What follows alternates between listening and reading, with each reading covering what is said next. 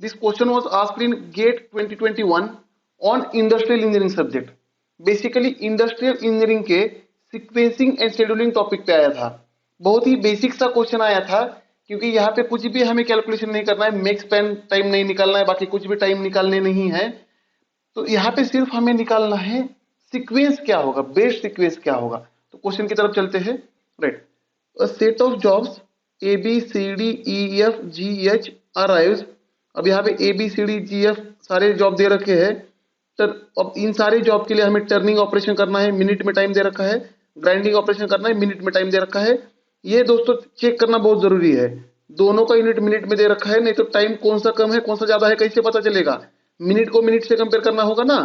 Right, तो यहाँ पे दोनों मिनट में दे रखी है तो कोई दिक्कत नहीं है। तो देखते हैं, arrive at time t is equal 0 for processing on turning and grinding machines. अब अपने पास दो मशीन है, एक टर्निंग मशीन है, एक ग्राइंडिंग मशीन है। टर्निंग मशीन को मैंने बोल दिया 1, ग्राइंडिंग को 2 बोल दिया। Each job needs to be processed in sequence, first on turning machine and second on grinding machine.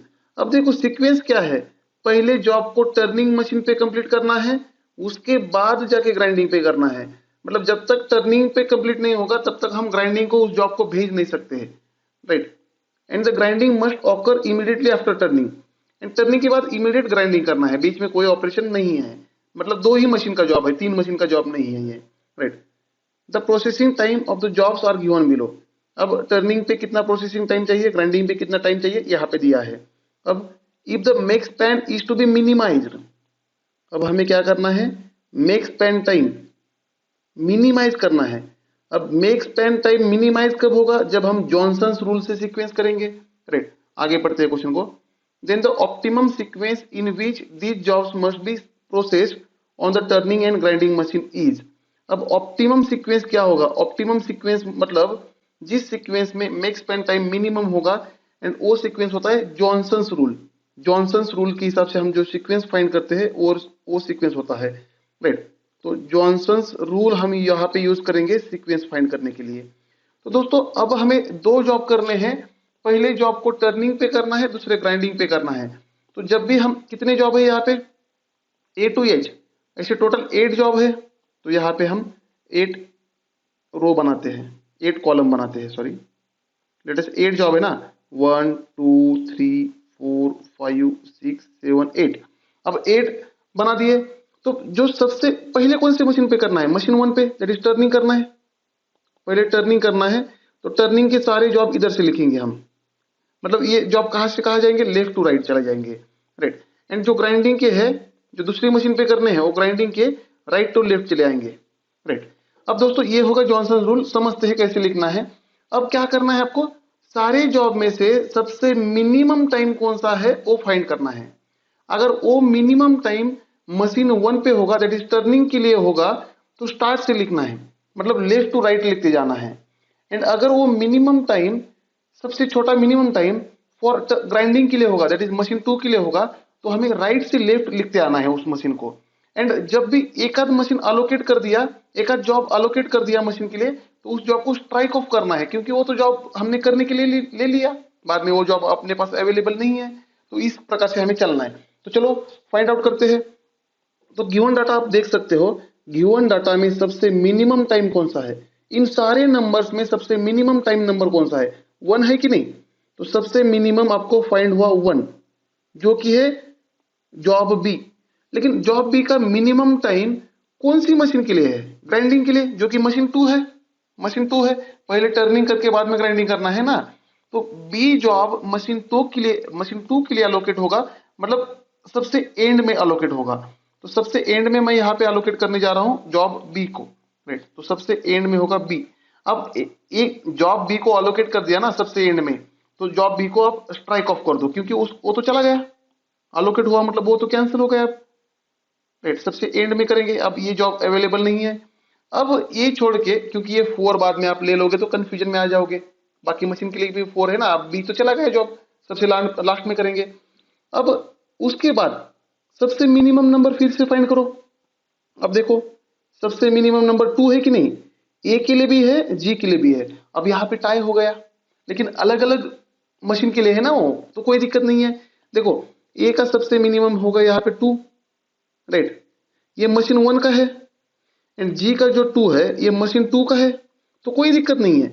Machine 1 and machine 2 का है तो कोई दिक्कत नहीं है, राइट, क्योंकि मशीन 1 का हम स्टार्ट से लिखते हैं, मशीन 2 का एंड से लिखते हैं। तो ए का सबसे 2 आफ्टर 1 ए का सबसे मिनिमम फाइंड हुआ मुझे, तो ये मशीन 1 के लिए है, टर्निंग के लिए है, तो इसको सबसे स्टार्ट में लिखना है। तो ए को सबसे स्टार्ट में लिखेंगे। अब ए को लिखने के बाद इमीडिएटली ए को स्ट्राइक ऑफ करो, क्योंकि बाद में ए को हमें काउंट नहीं करना है, वो जॉब हमने दे दिया, सबसे पहले करेंगे हम ए को, राइट। उसके बाद मिनिमम है जी के लिए, जो कि मशीन 2 के लिए है, तो जी आएगा सबसे एंड में, बी के बाद, बी के पहले, बी से पहले। अब उल्टा आना है ना, यहाँ से उल्टा आना है बी से पहले, राइट। तो यहाँ पे जी भी स्ट्राइक ऑफ होगा, बाद में काउंट नहीं करना है जी को, राइट। अब इसके बाद अनदर मिनिमम देखो, अब जो नंबर बचे हैं उनमें सबसे मिनिमम नंबर देखो, तो सबसे मिनिमम नंबर मुझे दिखता है यहाँ पे 3 फॉर सी जॉब, राइट। अब ये 3 नंबर मशीन 2 के लिए है, ग्राइंडिंग के लिए है ना, तो मशीन 2 के लिए सी 3 है, तो ये सबसे लास्ट में लिखना है, तो ये सी हम लिखेंगे लास्ट में, सी, राइट, जी से पहले। तो ये सी को एक बार अलोकेट कर दिया, सीक्वेंस कर दिया, तो सी को स्ट्राइक ऑफ करना है, राइट। अब जो बचे हैं जॉब, उनमें सबसे मिनिमम नंबर देखो। अब डी ई एफ एच बचे हैं, उनमें सबसे नंबर मिनिमम 4 है, जो कि एच के लिए है। अगर आपने ये 4 देखा तो ये 4 है मशीन 2 के लिए, राइट। तो ये सबसे लास्ट में आएगा, तो ये आएगा सी से पहले। तो यहाँ पे आपने एच को भी अलोकेट कर दिया, तो एच को आपको क्या करना है, स्ट्राइक ऑफ करना है, एच को भी आपको स्ट्राइक ऑफ करना है। उसके बाद डी ई एफ बचा, उसमें सबसे मिनिमम फाइंड करो। अब सबसे मिनिमम नंबर जो होगा वो 5 होगा एफ के लिए, लेकिन ये जो 5 नंबर है यहाँ पे मशीन 2 के लिए कि नहीं, ग्राइंडिंग के लिए है, मशीन 2 के लिए है, तो ये सबसे लास्ट में आएगा, तो एफ यहाँ पे एच से पहले आएगा। अब जैसे कि हमने एफ को अलोकेट कर दिया, एफ को स्ट्राइक ऑफ करना होगा, राइट। अब दो ही जॉब बचे हैं, इन 2 जॉब में सबसे मिनिमम देखो, ई के लिए 7 एंड डी के लिए 7, दोनों मिनिमम है, लेकिन ई का जो है वो मशीन 1 के लिए है, ई का जो है 7 मिनिमम वो मशीन 1 के लिए है, तो ई का स्टार्ट से लिखेंगे हम, ई को स्टार्ट से लिखेंगे, तो ये यहाँ पे ई आएगा, बराबर है ना, राइट। तो ई को स्ट्राइक ऑफ करना है। अब ई को स्ट्राइक ऑफ करने के बाद सिर्फ डी ही बचता है, तो एक ही जगह बची अपने पास, वहाँ पे आपको क्या लिखना है, डी, राइट, वहाँ पे आपको डी लिखना है। तो दोस्तों यहाँ पे सीक्वेंस क्या बना, A E D F H G C G B, ये आपका सीक्वेंस होगा। अब इस सीक्वेंस का मतलब सबसे पहले परफॉर्म होगा ए के बाद ई के बाद डी, ऐसे सीक्वेंस होगा। तो ऑप्शन देखो, A E D F H C G B, तो इसका मतलब यहाँ पे इस क्वेश्चन के लिए option C will be the right choice. Therefore my dear students, the answer is option C. Thank you dear students. In next lecture we will see one more numerical on industrial engineering subject which was asked in GATE 2021. This question was asked in GATE 2021 on industrial engineering subject. अब industrial engineering में भी ये particularly PERT network पे question आया था। Question बहुत ही simple है, question को देखते हैं। Activity ABCD from a critical path for a project with PERT network. अब यहाँ पे क्रिटिकल पाथ की एक्टिविटी दे रखी है, तो ABCD सारी की सारी एक्टिविटी, ABCD चारों की चारों एक्टिविटी क्रिटिकल पाथ एक्टिविटी है एंड ये PERT नेटवर्क है। PERT नेटवर्क होता है प्रोबेबिलिस्टिक, ये हमने ऑलरेडी देखा था थ्योरी लेक्चर्स में। Then the means and variances of activity durations for each activity are given below. अब यहाँ पे ईच एक्टिविटी के लिए, सारी क्रिटिकल एक्टिविटी के लिए mean time is given, activity completion time is given mean, right, that is ABCD को दे रखा है एंड वेरिएंस भी दे रखा है। वेरिएंस का मतलब क्या है, स्टैंडर्ड डेविएशन का स्क्वायर। वेरिएंस क्या होता है, स्टैंडर्ड डेविएशन का square, it is a square of standard deviation, sigma square, right, दे रखा है। All activity durations follow the Gaussian normal distribution. अब सारी activity duration normal distribution follow कर रहा है and are independent of each other, एक दूसरे पे डिपेंड नहीं है। Then the probability that project will be completed within 40 days is round off to the 2 decimal places, right। अब हमें निकालनी है यहाँ पे probability that the project will complete in time of 40 days, ये probability कितनी होगी, and round off to the 2 decimal places। अब यहाँ पे नोट बहुत जरूरी है दोस्तों, नोट क्या लिखा है, probability is number between 0 to 1। अब ये जो भी probability होगी 0 to 1 लिखनी है आपको, जो परसेंटेज में आएगा, अगर 100% आता है तो 1 लिखना है, अगर 0% आता है तो 0 लिखना है, अगर 50% आता है तो 0.5 लिखना है। इस तरीके से यहाँ पे लिख के आया है। बहुत सारे स्टूडेंट ने यहाँ पे गलत आंसर लिखा है, क्योंकि इसकी प्रोबेबिलिटी आती है 50%, तो बहुत सारे स्टूडेंट 50 लिख के आए हैं, यहाँ पे पढ़ा ही नहीं उन्होंने। अरे भाई यहाँ पे 0 to 1 लिखने को बोला है ना, 50% का मतलब 0.5 लिखना था, तभी आपको मार्क मिलेंगे, नहीं तो 0 मार्क मिलेंगे। तो समझते हैं क्वेश्चन को। यहाँ पे ए बी सी डी चारों की चारों एक्टिविटी क्रिटिकल एक्टिविटी है, तो उनका ड्यूरेशन दे रखा है, मीन टाइम दे रखा है। तो एक्सपेक्टेड प्रोजेक्ट ड्यूरेशन क्या होता है? एक्सपेक्टेड प्रोजेक्ट ड्यूरेशन, यहाँ पे पर्ट में एक्सपेक्टेड प्रोजेक्ट ड्यूरेशन होता है, तभी तो जाके यहाँ पे प्रोबेबिलिटी आता है। इतना एक्सपेक्ट है हमें, इतने टाइम में कंप्लीट होना चाहिए, ये एक्सपेक्ट है हमें। तो तो सारे मीन टाइम का एडिशन कर लो ए का, right, that is time of A plus time of B, सारे क्रिटिकल एक्टिविटी के टाइम का एडिशन होता है, plus time of C plus time of D, लेकिन मीन टाइम लेने होते हैं। तो एक्सपेक्टेड प्रोजेक्ट ड्यूरेशन क्या आएगा? 6 प्लस 11 प्लस 8 प्लस 15 सारे टाइम दे रखे हैं। अगर यहाँ से एक्सपेक्टेड प्रोजेक्ट कंप्लीशन टाइम निकालोगे आप, तो आपको मिलेगा 40 डेज, क्योंकि यहाँ पे टाइम्स दे रखे हैं उन्होंने डेज में, right, that is a expected project duration time, right. अब माय डियर स्टूडेंट्स, जैसे कि उन्होंने बताया, ये activity duration follows normal distribution, Gaussian distribution का मतलब नॉर्मल डिस्ट्रीब्यूशन। तो जब भी हम नॉर्मल डिस्ट्रीब्यूशन ड्रॉ करते हैं, तो नॉर्मल डिस्ट्रीब्यूशन ड्रॉ करते समय यहाँ पे जो z इज इक्वल 0 होता है, तो यहाँ का time is equal to expected project duration होता है टी, जो कि है 40 डेज, जो आप भी आया, राइट। और ये z वैरी होता है plus infinity and minus infinity में, तो इनके बीच में कर्व आता है। लेकिन जो most of the time, most of the part होता है कर्व का, मतलब almost 99.97 area z is equal to 3 minus 3, z is equal to plus 3 के बीच में होता है। तो ये जो कर्व हमने देखा, ये कर्व हमने देखा है लेक्चर्स में, राइट, ये कर्व कुछ ऐसे बनता है, नॉर्मल डिस्ट्रीब्यूशन का कर्व, एनडी कर्व ऐसे बनता है कुछ तो। एंड इस कर्व का 50% एरिया लेफ्ट साइड में होता है, 50% एरिया राइट साइड में होता है, राइट। तो लेफ्ट साइड में यहाँ पे नंबर रहते हैं -2 -1, लाइक वाइज जेड के नंबर है ये, +1 +2 +3 लाइक वाइज नंबर्स होते हैं। और इनके बीच में प्रोबेबिलिटी की वैल्यूज मालूम है हमें, राइट, इनके बीच में हमें प्रोबेबिलिटी की वैल्यूज मालूम है। तो अगर 0 तक होगा 50% प्रोबेबिलिटी, राइट, ये सारी वैल्यूज हमें मालूम है। इनके बीच में एरिया कितना होता है, +3 एंड -3 में एरिया होता है 99.97 of the total area, right. तो दोस्तों यहाँ पे हमें जेड नंबर निकालना है। इसका मतलब अब इस नॉर्मल डिस्ट्रीब्यूशन का जो नंबर रहेगा, जेड नंबर होगा, उसका फॉर्मूला क्या है? Z is nothing but given time. अब कितने टाइम के लिए प्रोबेबिलिटी निकालनी है, कितने टाइम में कंप्लीशन होगा उसकी प्रोबेबिलिटी निकालनी है। तो टाइम कितना है? 40 days minus expected project completion time divide by critical path का standard deviation, sigma of critical path, sigma is the standard deviation of critical path, right. तो दोस्तों यहाँ पे क्रिटिकल पाथ का स्टैंडर्ड डेविएशन निकालने की जरूरत ही नहीं है, क्योंकि टी एंड टी दोनों सेम है।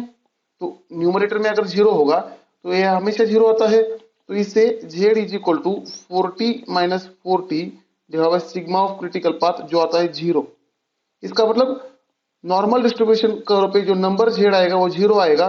इसका मतलब given time is equal to expected project completion time है। तो इसके लेफ्ट साइड का एरिया जो होगा, इसके लेफ्ट साइड का एरिया जो होगा वो होगी probability of completion the project. Total area होगा 1, तो ये कितना होगा? 0.5। मतलब ये 50% प्रोबेबिलिटी बनी कि नहीं? Probability of completion in given time is 50%। अब जैसे कि ये 50% एरिया बना, तो 50% प्रोबेबिलिटी बनी, तो यहाँ पे हमें वो बोल रहे हैं कि 0 to 1 नंबर प्लॉट करो। तो यहाँ पे प्रोबेबिलिटी कितनी बनेगी? 0.5।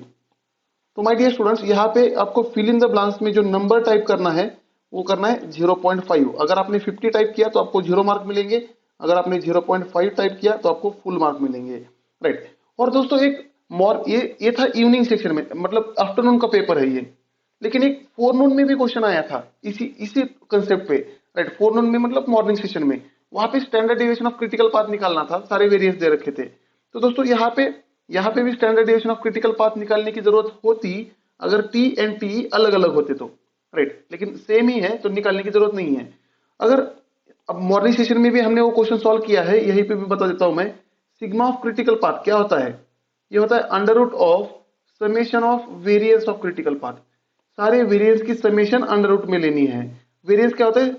Variance is nothing but square of standard deviation. तो यहाँ पे सिग्मा ऑफ क्रिटिकल पाथ क्या आएगा? यहाँ पे अंडर रूट ऑफ सारे पाथ के वेरिएंस की समेशन करो। तो सारे पाथ कितने हैं यहाँ पे? 4+9+4+9, राइट। तो ये कितना आएगा √26। तो यहाँ पे standard deviation of critical path था √26 डेज, जैसे कि ये डेज में दे रखा है डेज स्क्वायर, उसका अंडर रूट ले लिया तो डेज बचेगा। तो sigma of critical path √26 days था आएगा इस क्वेश्चन के लिए। लेकिन जरूरत नहीं है, जेड का नंबर डायरेक्टली मिला, जेड जब भी 0 होगा या given time is equal to expected completion time होगा तो प्रोबेबिलिटी हमेशा 50% होती है। ये मेरे नोट्स में एज इट इज बहुत बार लिखा भी है, हमने क्लास में बहुत बार डिस्कस भी किया है और इस तरह के क्वेश्चन हमने बहुत सारे सॉल्व किए थे, right. Thank you dear students. In next lecture we will see one more numerical which was asked in on industrial engineering subject in GATE 2021. This question was asked in GATE 2021 and this question is based on industrial engineering subject. तो question को समझते हैं। Robot LTD that is limited, robot limited wishes to maintain enough safety stock during the lead time period between the starting a new production run and its completion such that the probability of satisfying the customer demand during the lead time period is 95%। अब customer को satisfy करने की probability कितनी दे रखी है उन्होंने, यहाँ पे 95%। कस्टमर को सेटिस्फाई करने की प्रोबेबिलिटी दे रखी है 95%, therefore probability is 95%। then the lead time period is 5 days and the daily customer demand can be assumed to follow the Gaussian that is normal distribution with mean 50 units and standard deviation of 10 units। अब देखो यहाँ पे lead time period 5 days है, total कितने days है 5 days, right. Total lead time इसी को हम बोलते हैं lead time period 5 days, right. उसके बाद देखो क्या दे रखा है, मीन दे रखा है, Gaussian distribution with mean 50 units, mean they रखा है 50 यूनिट्स, राइट। उसके बाद स्टैंडर्ड डेविएशन, स्टैंडर्ड डेविएशन दे रखा है 10 यूनिट्स, राइट। यहाँ पे स्टैंडर्ड डेविएशन दे रखा है 10 units using 5 notes of 0.95 is equal to 1.64।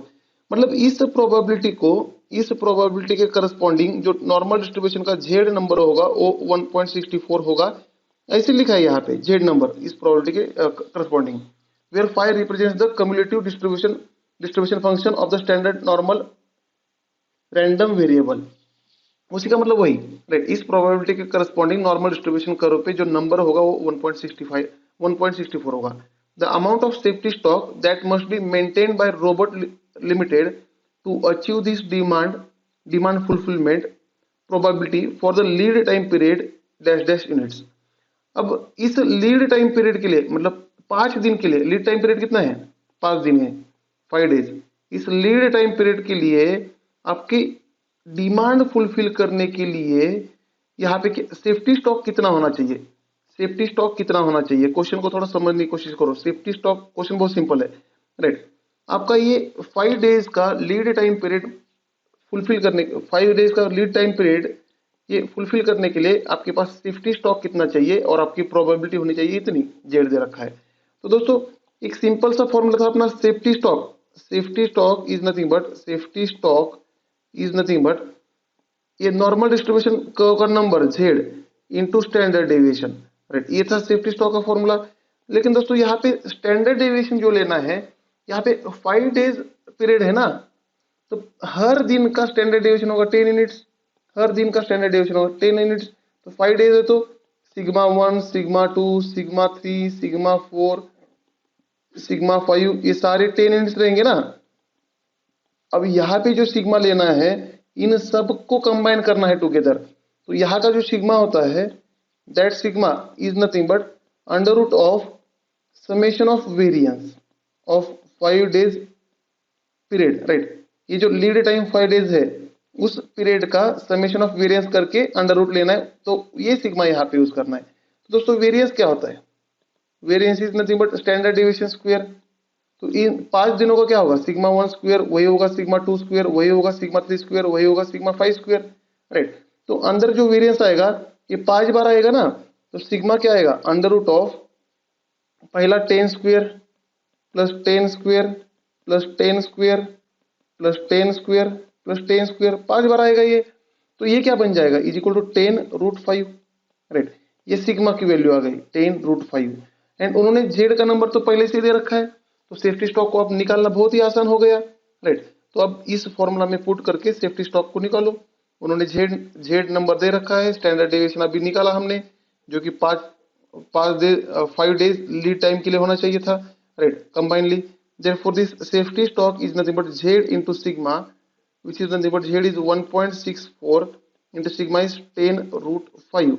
Now, if I simplify this equation, then answer for this equation will be equal to, I will get answer 36.67. Therefore, my dear students, here units, the unit will be units, right? क्योंकि सब जगह units में लिखा है यहाँ पे, right. यहाँ पे जो यूनिट्स 50 यूनिट्स वगैरह, इसका यूनिट क्या है? यूनिट्स, राइट, या क्वांटिटी होगा, जो कुछ होगा प्रोडक्ट का नाम, राइट। तो यहाँ पे फिल इन द ब्लैंक्स में आपको टाइप करना है 36.67 for getting full marks. Thank you dear students. In next lecture we will see one more numerical on industrial engineering topic which was asked in GATE 2021.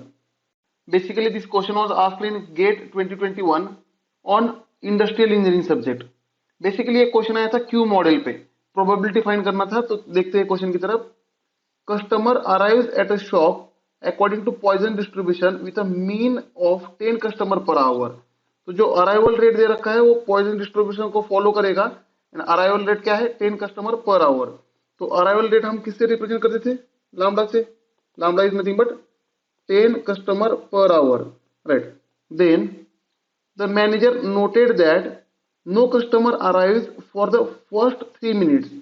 अब पहले 3 minute के लिए एक भी कस्टमर नहीं आया। जब time t1 is equal 3 minute था तब एक भी कस्टमर नहीं आया, ये मैनेजर ने नोटिस किया। After the shop opens, now the probability that a customer arrives with in the next 3 minutes is. अब अगले 3 मिनट में कस्टमर आएगा, इसकी प्रोबेबिलिटी क्या है? मतलब अगला टाइम क्या होगा दोस्तों? t2 इज इक्वल टू 3 + 3, पहले का 3 मिनट, दूसरे का 3 मिनट, मतलब 6 मिनट बनेगा ना। अब ये अब मतलब 3 मिनट से लेकर 6 मिनट के बीच में एक कस्टमर आएगा, इसकी प्रोबेबिलिटी क्या है? ये क्वेश्चन है, राइट। तो दोस्तों यहाँ पे लैम्डा एंड टी दे रखा है, तो दोनों का यूनिट सेम करो। यहाँ पे जैसे कस्टमर पर आवर है, यहाँ पे मिनट्स है, तो इसको कस्टमर पर मिनट करो।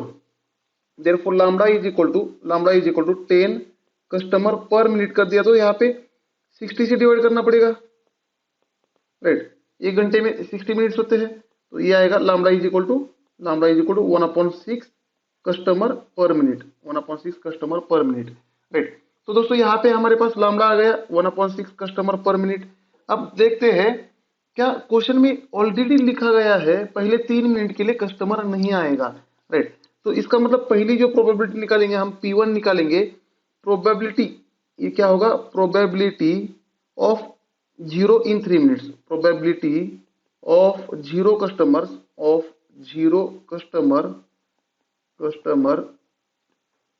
In first 3 minute, right. इसका मतलब P1 जो निकालेंगे हम, तो P 0 मिनट से लेकर 3 मिनट के बीच में होगा, राइट। इज इक्वल टू, अब फॉर्मूला क्या होता है प्रोबेबिलिटी का? e to the power minus lambda T into lambda T power.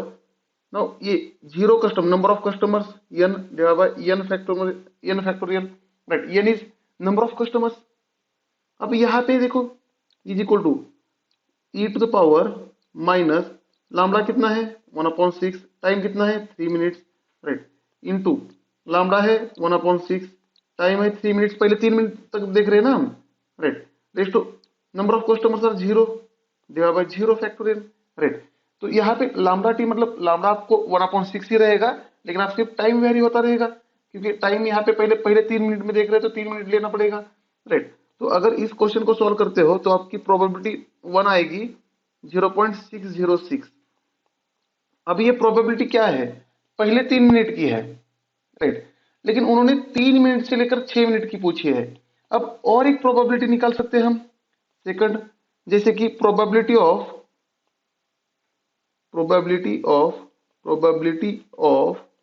One customer in 6 minutes. अब पहले 6 मिनट में एक प्रोबेबिलिटी निकालेंगे। तो दोस्तों क्या कर, देखो पहले 3 मिनट में तो कोई कस्टमर नहीं आ रहा है, उसकी प्रोबेबिलिटी निकाली मैंने। अब उसके आगे 3 मिनट से लेकर 6 मिनट के बीच में एक कस्टमर आने की प्रोबेबिलिटी निकालनी है। तो मैं क्या करूंगा यहाँ पे, 0 मिनट से लेकर 6 मिनट तक आने की प्रोबेबिलिटी पहले निकालेंगे, राइट। पहले 0 मिनट से लेकर 6 मिनट तक आने की, एक कस्टमर आने की प्रोबेबिलिटी निकालेंगे। बाद में इस प्रोबेबिलिटी से अब इस प्रोबेबिलिटी को इससे डिवाइड कर दिया तो आपको प्रोबेबिलिटी ऑफ 1 कस्टमर आ जाएगी। तो देखते हैं हम कैसे करना है। लेट अस से इस प्रोबेबिलिटी को मैंने बोल दिया P3। अब P3 प्रोबेबिलिटी कौन सी है, right, probability of 1 customer in first 6 minute, right. यहाँ पे probability of 0 customer in first 3 minutes. तो ये प्रोबेबिलिटी क्या बनेगी, e⁻−λt into λt power n divide by n factorial. अब यहाँ पे एक कस्टमर है ना, तो n की वैल्यू 1 बनी, राइट। अब टाइम कितना लेना है, 6 मिनट लेना है, लैम्डा तो 1/6 है ही, तो इसको वैल्यू पुट करो, e⁻−λ is 1/6, time is 6, 6 cancel हो जाएगा, into lambda is 1/6 into time is 6 power 1 divide by 1 factorial, right. तो इससे अगर आप प्रोबेबिलिटी निकालोगे तो P3 आपकी निकल आएगी, यहाँ पे e⁻−1 चला आएगा ये, क्योंकि ये 1 कैंसिल हो जाएगा। तो e⁻−1 चला आता है 0.3678, ये हो गई P3, राइट। अब अपने पास P1 है, P3 है, तो यहाँ पे मैं P1 P3 की वैल्यू एक बार लिखने जा रहा हूँ, जिससे कि हम लास्ट की कैलकुलेशन कर सके, राइट। P1 क्या है दोस्तों, P1 क्या है, P1 probability of 0 customers in first 3 minutes, बराबर है ना, जो कि आ गई 0.606। एंड P3 क्या है, probability of 1 customer in 6 minutes, जो कि आई 0.3678, राइट। तो दोस्तों अब हमें निकालनी है, लेट अस से P2 is equal to probability, अब 3 से लेकर प्रोबेबिलिटी ऑफ P2 निकालनी, probability of 1 customer in 3 to 6, 3 से लेकर 6 मिनट के बीच में एक प्रोबेबिलिटी निकालनी है। तो इसका मतलब दोस्तों क्या क्या हो सकता है, पहले 3 मिनट में कस्टमर नहीं आएगा, दूसरे 3 मिनट में कस्टमर आएगा, तो यहाँ पे P1 इंटू P2 6 मिनट तक चले गए ना, पहली प्रोबेबिलिटी इंटू दूसरी प्रोबेबिलिटी, तो पहले 3 मिनट की इंटू दूसरे 3 मिनट की, मतलब ये 3 मिनट से लेकर 6 मिनट के बीच में है, इज इक्वल टू पूरी प्रोबेबिलिटी, दैट इज P3, यही तो रिजल्ट आएगा। तो यहाँ से P2 क्या आएगा, P2 will be equal to P3 divide by P1। तो P3 हमने निकाला 0.3678 डिवाइड बाय P1 हमने निकाला था 0.606। अगर इस क्वेश्चन को सॉल्व करते हो आप, तो लगभग आंसर आ जाता है 0.61, नियर अबाउट आंसर आ जाता है 0.61। Therefore, my dear students, for this question, your answer is 0.61, which is nothing but option A. Therefore, the correct choice is option A. Thank you, dear students. In next lecture, we will see one more numerical on industrial engineering subject, which was asked in GATE 2021. On industrial engineering subject, this question was asked in GATE 2021. Basically, ये जो question था, ये था industrial engineering के Q theory model पे, Qing theory model पे। तो देखते हैं क्वेश्चन को।